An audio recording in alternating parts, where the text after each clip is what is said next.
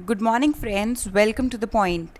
इस वीडियो में हम एक टैक्स होता है जिसको हम कैपिटल गेन टैक्स कहते हैं, उसको समझेंगे कि क्या ये टैक्स होता है और ये किस पे लगाया जाता है।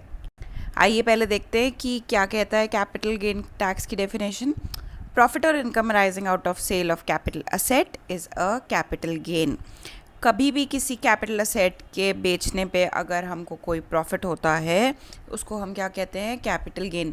तो सबसे पहले क्वेश्चन तो जो आपके दिमाग में आना चाहिए वो ये है कि कैपिटल असेट क्या होता है।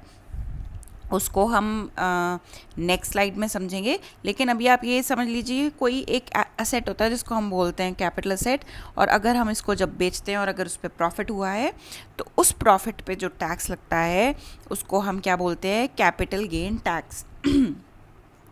The income earned by selling the capital asset is a taxable income and the tax that is levied on that is called capital gain tax। मैं फिर से एक बार रिपीट करती हूँ, जब भी अगर हम कैपिटल असेट को बेचते हैं और अगर उससे अगर हमें कोई इनकम हुई है या प्रॉफिट हुआ है तो उस इनकम या प्रॉफिट पे जो टैक्स लगता है उसको हम बोलते हैं कैपिटल गेन टैक्स।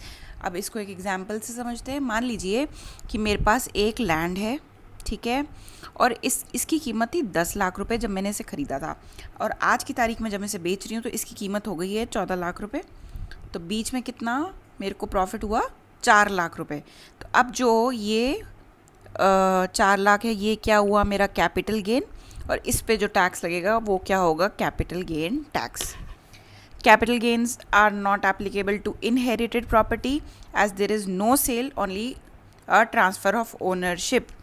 तो अगर मुझे कोई भी कैपिटल असेट या कोई भी ज़मीन का टुकड़ा या ज़मीन मुझे मेरे एंसेस्टर्स से मिली है या मुझे मेरे माता पिता द्वारा दी गई है, तो उसमें उन्होंने मुझे कोई बेचा थोड़ी है, उन्होंने तो हमको आगे से आगे, जैसे हमारा घर है, हम जिस घर में रहते हैं, हमारे मम्मी पापा के बाद वो किसका है, वो हमारा है, तो उन्होंने हमें बेचा थोड़ी है, ये हमें हमारी विरासत में मिला है जिसको हम कहते हैं इनहेरिटेड प्रॉपर्टी। इसमें सिर्फ ट्रांसफ़र ऑफ ओनरशिप होती है। मान लीजिए पहले कोई प्रॉपर्टी आपके पापा के नाम थी और अब आपके नाम हो गई है, वो कोई सेल या परचेज़ नहीं हुई है। अगर सेल नहीं हुई है तो प्रॉफिट भी नहीं हुआ होगा, प्रॉफिट नहीं हुआ है तो फिर कोई टैक्स भी नहीं लगेगा। Income tax act has specifically exempted assets received as gift by way of inheritance और will. However if the person who inherited the asset decides to sell it, capital gain tax will be applicable। आज मान लीजिए आज मेरी mummy का mood बहुत अच्छा है और उन्होंने उठते ही बोला कि बेटा मैं आपको 100 गज ज़मीन है, मैं तुम्हारे नाम करती हूँ, ठीक है। अरे मम्मी बहुत अच्छी बात है। अब क्या इस पर मुझे टैक्स देना होगा? जी बिल्कुल, वो टैक्स मुझे नहीं देना होगा।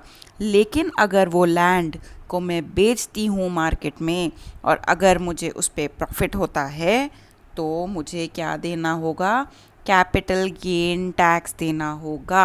तो आई होप आपको ये क्लियर हो गया होगा कि ऐसी कौन सी सिचुएशन या कौन से ऐसे इवेंट होते हैं जिसमें हमें कैपिटल गेन टैक्स देना होता है। चलिए अब चलते हैं नेक्स्ट स्लाइड पे। यहाँ पे अब हम पढ़ेंगे कि कैपिटल असेट क्या होता है। इतनी देर से हम बात कर रहे हैं कैपिटल असेट बेचेंगे तो प्रॉफिट होगा और टैक्स देंगे। Capital asset, capital asset, capital asset. अब ये कैपिटल असेट है क्या? तो capital asset is a property that is expected to generate value over a long period of time. Capital asset forms the productive base for any organization or individual। इसके example हो गए building, computer equipment, machinery, vehicle. मान लीजिए मैंने एक factory लगाई है जिसमें मैं शुगर केन से शुगर बनाती हूँ, तो उसमें मेरे लिए कैपिटल असेट क्या हो गए, जो मेरी बिल्डिंग है, जो मैंने मशीनरी लगाई है गन्ने को पीसने के लिए और उसको कन्वर्ट करने के लिए शुगर में, और अगर कोई मैंने ट्रक ख़रीदा है कि जो शुगर को जब बन जाएगी उसको जाके मार्केट में बेचेगा, तो वो ट्रक या वो व्हीकल, वो सब मेरे क्या हो गए, capital asset.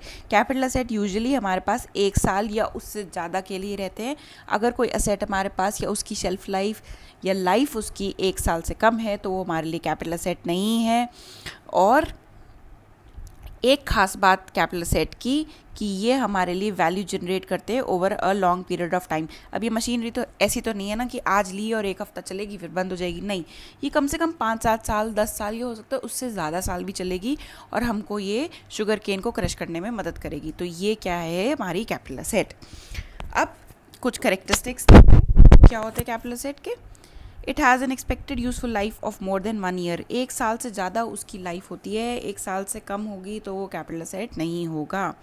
It is not expected to be sold as a normal part of business operation as would be the case for inventory. अब मान लीजिए जब आपकी फैक्ट्री थी, अब उसमें आप क्या बेच रहे हो, आप शुगर केन से शुगर बना के शुगर बेच रहे हो.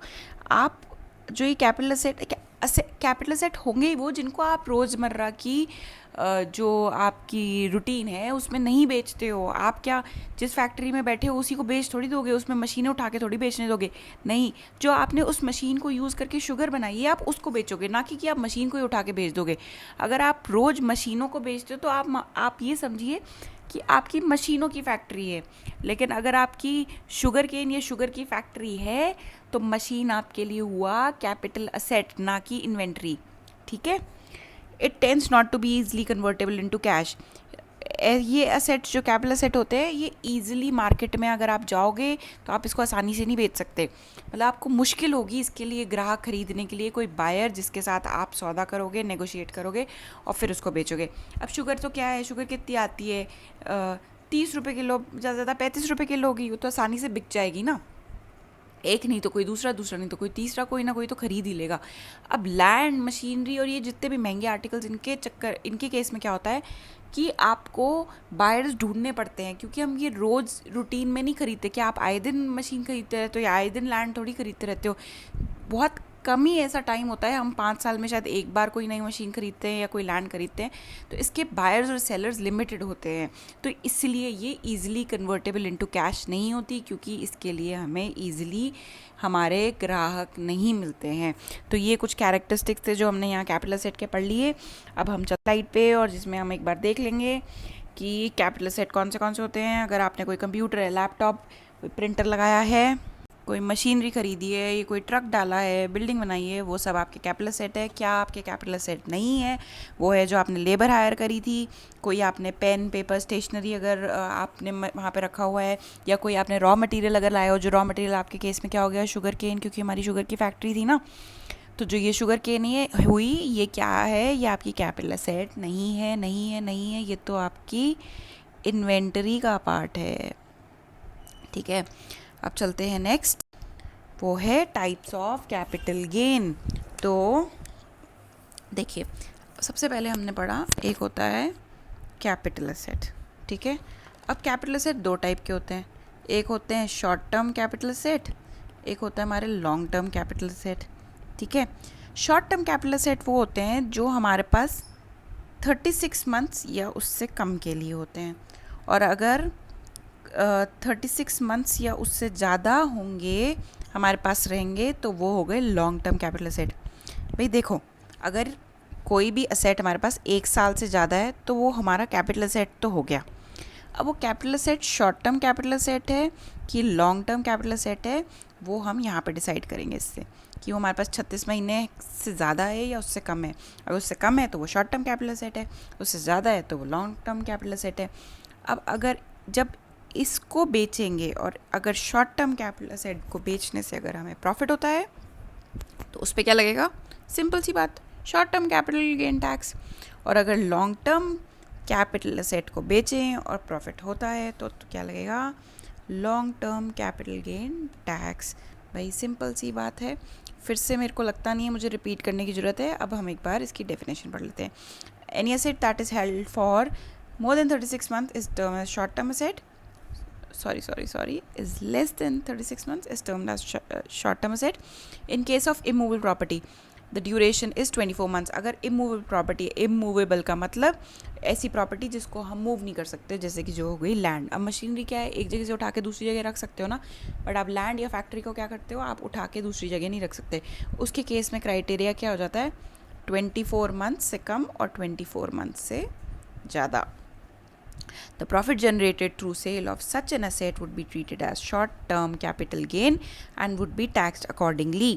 Or long-term, any asset held over 36 months is termed as long-term asset. और जब इसको बेचेंगे प्रॉफिट होगा तो कौन सा वाला टैक्स लगेगा, long-term capital gain tax. इन दोनों के टैक्स रेट में डिफरेंस है, इसलिए हमें पढ़ना पड़ रहा है, अदरवाइज़ हमको ये चीज़ नहीं पढ़नी पड़ती. तो आई होप आपको ये क्लियर हो गया होगा कि हमारे सबसे पहले कैपिटल गेन टैक्स क्या है. कैपिटल गेन टैक्स समझने के लिए सबसे पहले आपको ये आपके दिमाग में बिल्कुल एकदम क्रिस्टल क्लियर होना चाहिए कि कैपिटल असेट क्या होता है। जैसे आपको क्लियर हो जाएगा कि कैपिटल असेट क्या होता है, तो आपको ये तो पता ही है कि अगर हम उसको बेचेंगे प्रॉफिट होगा, उस पर क्या लगेगा, कैपिटल गेन टैक्स लग जाएगा। और जब आपको ये समझ आ गई कि कैपिटल असेट क्या होता है, तो आपको ये भी समझना चाहिए, ये समझ आ जानी चाहिए कि कैपिटल असेट दो टाइप के होते हैं, short term and long term. Short term बेचेंगे तो उस पर शॉर्ट टर्म टैक्स लगेगा, लॉन्ग टर्म वाले को बेचेंगे प्रॉफिट हुआ तो लॉन्ग टर्म टैक्स लगेगा। सो आई होप आपको ये क्लियर हो गया है। So my friends, this is all for the today's video. Thank you so much.